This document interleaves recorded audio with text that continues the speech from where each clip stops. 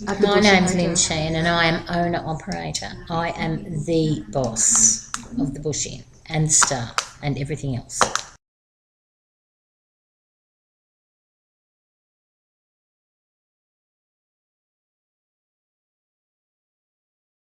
Pete was working on the rigs and he wanted a break, and his perception of a hotel was this nice little laid back place where you have your own bar. It was really comfy, but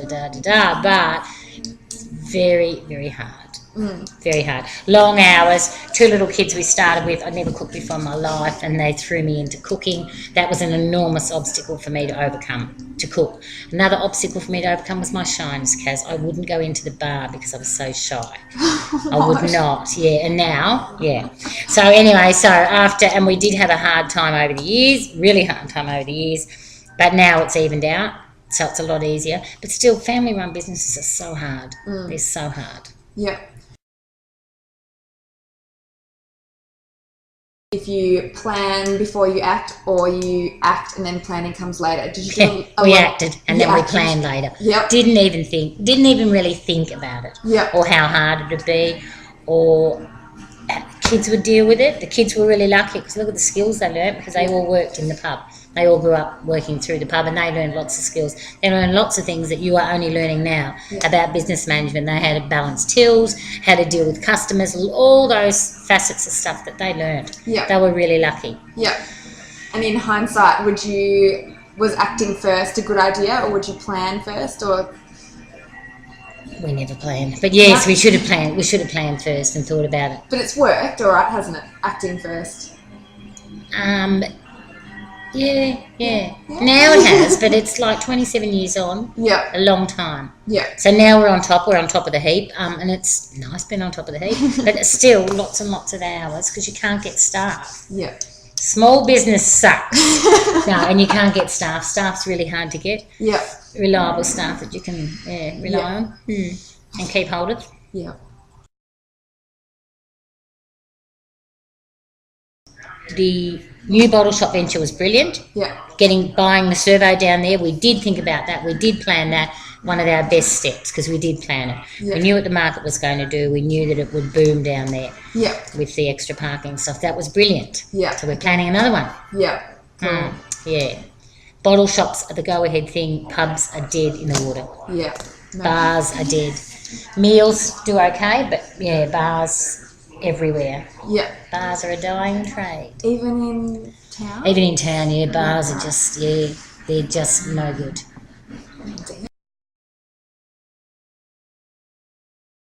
Right. You've got to look at the demographics of your area, which you know what the demographics are? Yeah. What sort of people you've got in your area, who you're marketing to.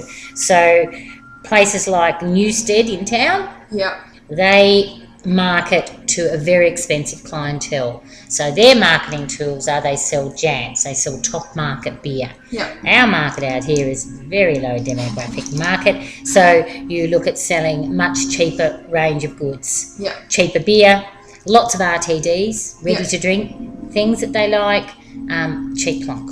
Yeah. But that's what he means when what to sell and to whom. That's exactly what he means, the demographics of a market. I think that's what he means. Yep. And do you think that a compelling reason exists to buy your product, or do you think about that when you are running your day-to-day business?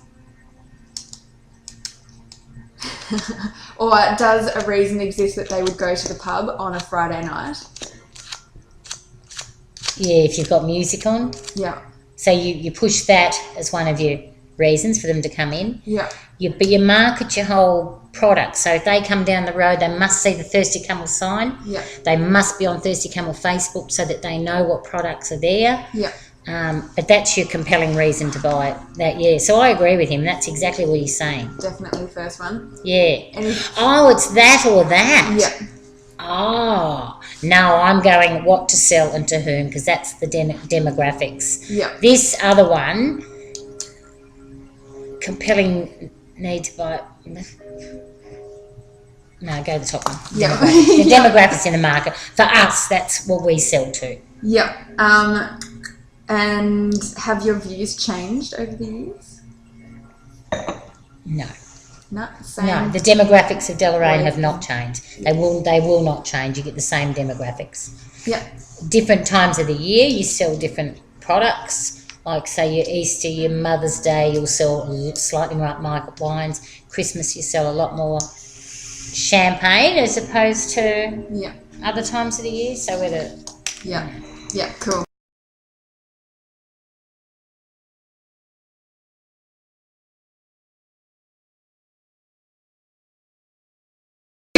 we do both. Yeah. Again, back to demographics. So you've got to work on what your clientele want. So it's no good me picking $10 and thinking I'll get one of those shakens to go with that. Yeah. That'll cost me $10 and I'll make 30% on it. You've got to pick what your customers want. I can still, with pricing, I can still go to my suppliers and I ask them and I say, what's the deal today? And they'll sometimes do a 4-case buy. 4 cases, you get one for free. And that'll drop my percentage, right? Or drop their percentage, so I'll make more on it. Yeah. But then it's still what the people in Deloraine want. It's still what they want within your town. And to pick your pricing, like you've got the set guidelines, don't you? Like add 40% up on beers and whatever like that. Within our group, we have to stick to those guidelines. Yeah. You can, on some, we only have focus brands within our group. We must stick to the price lines for those. Yeah. But other products, you can do it. Like you can get a Mars bar and you can try and sell it for $20, but you're not going to sell it for $20. You have to work it back to a viable thing for your customer. Yeah. What about if you're like pricing a meal in the pub, would you put a high price on it to make people think that it's really good, or would you just put a standard price on it? In Deloraine, just a standard price. In town, but then, am I still waiting for you on there? All right, so...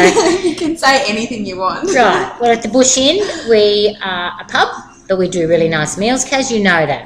But you must stay within a price bracket because people put hotel food in as it should be cheap. Yeah. Our hotel food is good. You go to Sullivan's down the road and they are twice the price of us. They are just a cafe and their food's not as good. But they're perceived and they can price it like that because they're not a pub. Yeah, okay, yeah. And that's been the same the whole time? That's the same for pubs all over, yeah. And time-wise, the same? Was it different when you started? No, you were still, pubs were cheap. Yeah. They're cheap meals. They're supposedly cheap meals. Yeah. So you get them on the quality rather than the price. Yeah. Cool. Yeah. And we have a good quality meal at the Bush.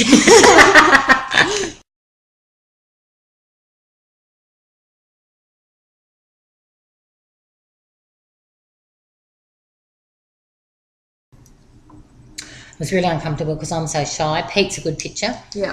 My husband's a good pitcher. And he does a lot of the pitching and then I just run behind him with the ideas. Yeah. We pitched heaps trying to sell the pub. Yeah, but I watch you and you do a really good job of spruiking and when a customer comes in, you're like, oh yes, buy this will go really well with that, and then rah, like that's the form of pitching. Oh, that's pitching, okay, yeah. So if they ask for a bottle of red wine, what are you cooking tonight? And they'll go, beef boy. I'll say, yeah, that's beautiful. Now, if you just buy that and you can use it in your spaghetti bolognese and you buy that one and you get 2 for that one, yeah. Cool. So that's, yeah. Yeah, and do you think, I personally prefer pitching, without a script or anything, if I try and memorise something this red wine has something tannins, then it doesn't come it's across not very natural, well. Yeah. You've got to try and, But that's happened over the years too, because I know the wines and all that sort of stuff now. Yeah. So you guys have got to learn all that so that then you can do the pitching. Yeah, speak from the heart, the brand. Cool.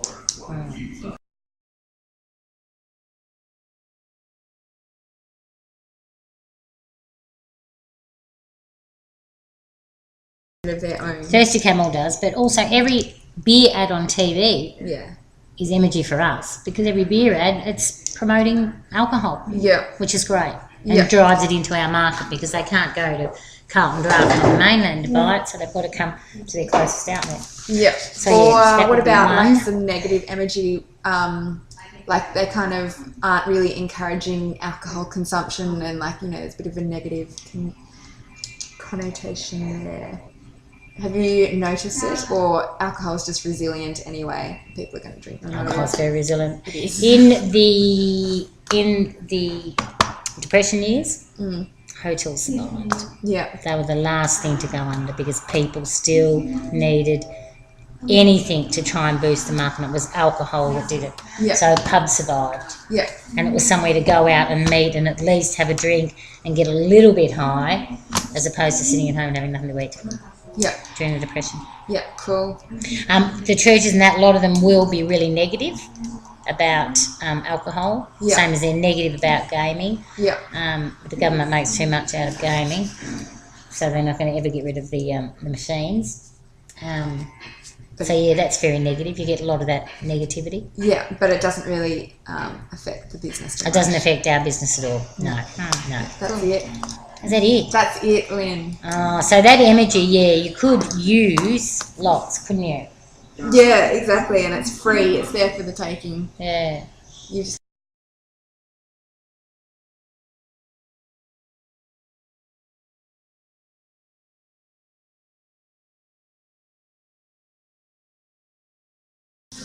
Am I talking to them?